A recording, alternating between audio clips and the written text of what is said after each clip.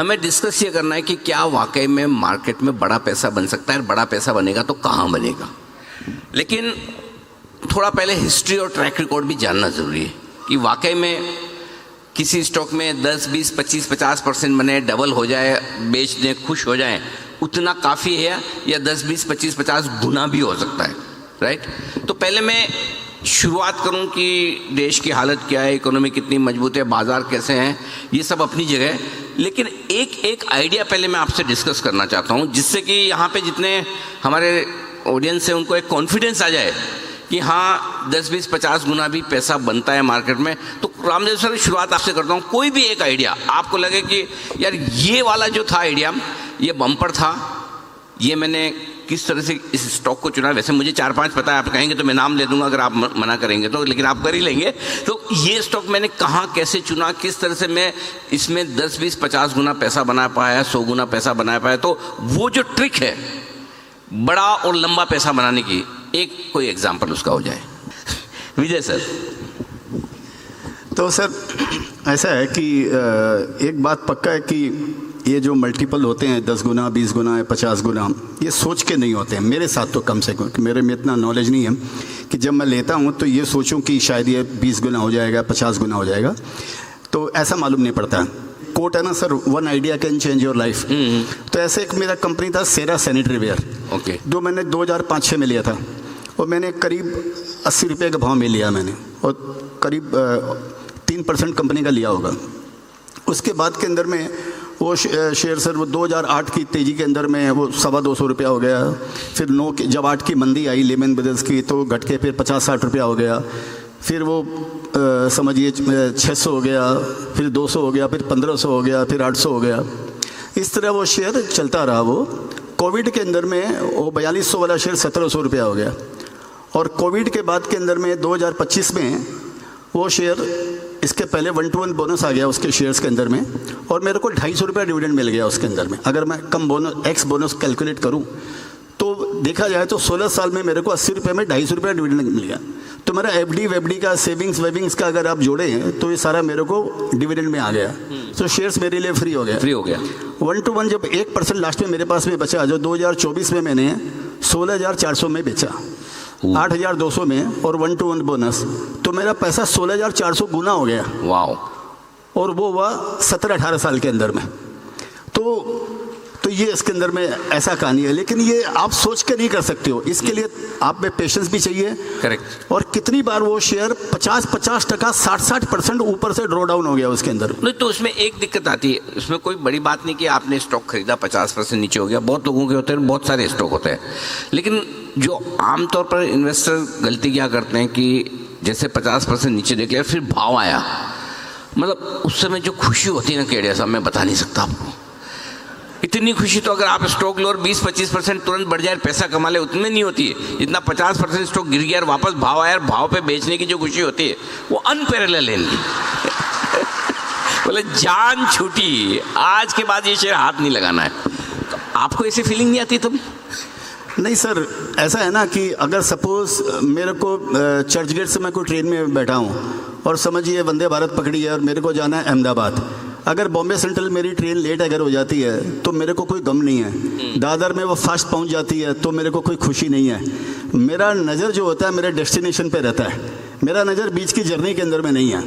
तो इस बोलकर मेरे को, बल्कि जब वो पुराना भाव लौट के जब वापस पुराने भाव पे आता है, जैसे आपने बताया 50% घट के जब वो भाव पे आता है, तो मन में कॉन्फिडेंस होता है कि ये मैंने चीता पकड़ा है मैंने। क्या बात है। नहीं तो 50% गिर के वापस रिकवरी कर ले, वैसा तो दमदार उसमें दम होना चाहिए। तो बल्कि वो कॉन्फिडेंस को बढ़ाता है कि शायद मैं सही रास्ते पे हूँ। सर आपने बोला मैं 10 साल से कम के लिए शेयर नहीं खरीदता, बराबर है विजय सर? आपने बोला मैं 10 साल से कम के लिए शेयर नहीं खरीदता। आज आपको एक शेयर खरीदना है 10 साल के लिए, हाँ खरीदना है, बताइए। तो ऐसा है, मैंने एक एक्रोनिम तैयार किया सर, उसका नाम मैंने रखा है राइज, RISE, राइज। राइज। तो आर के अंदर में R stands for renewable energy. Okay. मेरे को लगता है कि मैं कई बार बोल भी चुका हूँ कई प्लेटफॉर्म के, ईश्वर ने, नेचर ने, प्रकृति ने हमको सनलाइट दिया, लेकिन हम लोग उसका पूरा उपयोग नहीं कर पाए, और आज भी हम लोग समझिए फॉसिल फ्यूल इंपोर्ट करते हैं 85%, और हम उस पर निर्भर हैं। तो हम लोगों ने, नहीं तो हमारे पास भी बहुत बड़ी अपॉर्चुनिटी थी, लेकिन जब आँख खुले तब सवेरा। अभी गवर्नमेंट को समझ में आ गया कि अभी रिन्यूएबल एनर्जी के बिना हमारा गुजारा नहीं है। तो मेरे को ये, मैंने इसमें इन्वेस्ट भी किया है 3 कंपनियों के अंदर में। तो मेरे को लगता है ये थीम 10 साल की है, 10-15 साल की थीम ये चलनी चाहिए। और दूसरा, मेरे को आई स्टैंड्स फॉर इंफ्रास्ट्रक्चर। मेरे को लगता है उसके बिना भी गुजारा नहीं है। इंडिया का 10 ट्रिलियन 15 ट्रिलियन जो भी हवा में जो बातें हैं वो बिना इंफ्रास्ट्रक्चर के होएगा नहीं। और एज़ फॉर सिक्योरिटी, उसमें चाहे डिफेंस हो या साइबर सिक्योरिटी हो, शेयर्स उसमें सस्ते नहीं है, लेकिन मेरे को लगता है इनका ये ये सनराइज सेक्टर है ये सब। तो और तीसरा इमर्जिंग थीम में चाहे इमर्जिंग थीम्स, हाँ, उसमें चाहे डेटा सेंटर आ गया, केबल आ गया, वाटर आ गया, पावर आ गया, ये आ गया, वो हो गया, और सेमीकंडक्टर आ गया, जो भी आप लीजिए।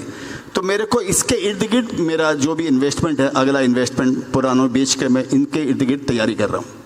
तो आप तो जैसे 10 साल के लिए पैसा लगाते हैं, 15 साल के लिए लगाते हैं, बेचते तो है नहीं, तो फिर वापस नया पैसा लगाने के लिए पैसे कहाँ से आते हैं आपके पास?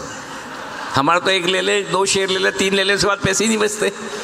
तो मैं क्या है, जैसे मैंने आपको बताया, मैंने सेरा सैनिटरी वेयर लिया, वो 3% लिया मैंने, लेकिन लास्ट में मेरे पास में 1% बचा। तो मैं, ऐसा नहीं है कि मैं उनको पूरा उनको निभाता हूँ, उनके अंदर में मैं उसके अंदर में प्रॉफिट भी बुक करता हूँ। क्या बात, नहीं तो मेरे पास में एक्टिविटी के लिए कुछ मेरे पास में काम बचेगा नहीं मेरे। अरे सर, एक्टिविटी के लिए तो आपके पास जो काम है, हमको कभी कभी मुझे भी लगता है मेरे पास इतना टाइम क्यों नहीं है। जो आप लोगों ने गाने तो सबने सुने हैं सर के, बराबर है, सबने सुने हैं ना सर? विजय सर ने कहा कि मेरी तो राइज थीम है, मुझे पता नहीं 10-15 साल में इकोनॉमी कहाँ जाएगी, क्या जाएगी, मुझे पता नहीं। आप बताइए 10-15 साल में इकोनॉमी कहाँ जाएगी? क्या 10 ट्रिलियन 15 ट्रिलियन की इकोनॉमी 20 ट्रिलियन की बन सकती है इंडिया में 10 साल 15 साल 20 साल में? और बनेगी तो एक तो ये क्या होता है ना कि पैसा, मैं वो बोलता है कि पैसा डबल हो गया आपका, भाई 1000 है 2000 हो गए, 10,000 तो 20,000 हो गए। और एक है ना 100 का 200 होना और लाख का 2 लाख होना में फ़र्क बहुत है। इधर 100 ही रुपये बढ़े, उधर लाख रुपए बढ़े, करेक्ट? तो ये जरा समझाइए गणित की कितना बनेगा पैसा, वो चाहिए हमको। देखिए, हमने पहला पेपर लिखा था 2007 में, India the next trillion dollar opportunity, है ना? तो उस समय 45 रुपये का दाम था रुपया का, और 45 लाख करोड़ था जीडीपी। तो 1 ट्रिलियन डॉलर हुआ, पहली बार ट्रिलियन डॉलर हुआ। हमने पहली बार ट्रिलियन का पेपर लिखा। ये सब ट्रिलियन का तमाशा तभी था ही नहीं पेपर में, जब भी हमने ये पेपर लिखा 2007 में। हमने बोला कि अब जो है हर 7 साल में, 7-8 साल में आपका ये डबल होगा, 1 2 4। तो पिछले 17 साल में, अभी 2017 में लिखा था हमने, और अभी 2026 हो गया, तो समझिए 17-18 साल में आपका जीडीपी चला गया 1 का 2 और 2 का 4। इस बीच में क्या 2 बड़े डिसरप्शन हो गए। कोविड के 2-3 साल खराब हो गए, और सब डिमोनेटाइजेशन वगैरह में थोड़ा, पर्टिकुलर जीएसटी में, सॉरी ये कोविड में ज़्यादा खराब हुआ टाइम। तो ब्रॉडली इट वर्कड। नाउ अभी जो है 4 से 5 3 साल के अंदर हो जाएगा, हो गया है। तो अभी जो है ना 4 से होगा अगले 7 से 8 साल में, 4 का 8 और 8 का 16, ये 17 साल में होगा। 17 से 1-2 साल कम में भी हो सकता है, 1-2 साल ज़्यादा भी हो सकता है, यदि ज़्यादा जियो पॉलिटिकल कोई प्रॉब्लम आए तो। ऐसा कोई ज़रूरी नहीं है कि 17 साल ही लगे, राइट, ठीक है ना? लेकिन मैं सिर्फ पीछे का जो नंबर है उसको मैं आगे कर रहा हूँ, और कुछ नहीं है। अब यदि ये 4 का 8 हुआ, समझ 8 का 16 छोड़ दीजिए आप, पहले 4 से 8 जीते हैं। आपने कभी देखा था मुंबई में 1 लाख रुपए स्क्वायर फुट भाव जुहू में या वर्ली, मतलब आप जहाँ से माहिम क्रॉस करो, anything which is new it is going to be 1 lakh rupees पर स्क्वायर फुट। एब्सोल्युटली। और वो भी कभी 4 साल के बाद आपको डिलीवरी मिलेगा। ये लेवल का रियल एस्टेट प्राइस कभी देखा आपने? और सस्टेन हो रहा है, खराब नहीं हो रहा है, अभी बन रहा है और बिक रहा है, बन रहा है, पूरा बिक रहा है, राइट। तो ये जो है ना इकोनॉमी का जो स्ट्रेंथ है वो उसी कारण से है। अच्छा, ये 4 का 8 हो जाएगा, आप देखते जाइए 7-8 ईयर्स 9 ईयर्स में, अपने मालूम नहीं पड़ता है, लेकिन 4 का 8 हो जाएगा।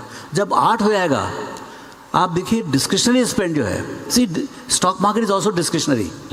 इस गरीबों के लिए नहीं बाजार, ये बाजार है सेठ लोग के लिए, ठीक है ना? बाद में गरीब हो जाए अलग बात है। हाँ, वो आपसे भी वही जानना है कि मेगा ट्रेंड्स नए क्या बन रहे हैं, बड़ा पैसा कहाँ बनेगा। इकोनॉमी आपने बता दी, समझा दी कि चलिए बहुत पैसे बनने वाले हैं, 7-8 ट्रिलियन अगर इकोनॉमी में जुड़ेंगे आने वाले समय में तो सबके बनेंगे और बहुत ज़्यादा बनेंगे, अपने को तो थोड़ा ही चाहिए। देखिए, एक तो पहली बात जो ऑप्टिमिज्म होना चाहिए, ऑप्टिमिज्म बहुत जरूरी है। ये जितने बदमाश लोग सब आके जो मतलब ये सरकार ये कर दी वो कर दी, नेगेटिव बोलने वाले जितने नेगेटिव सबसे पहले उनको भगाओ यहाँ से।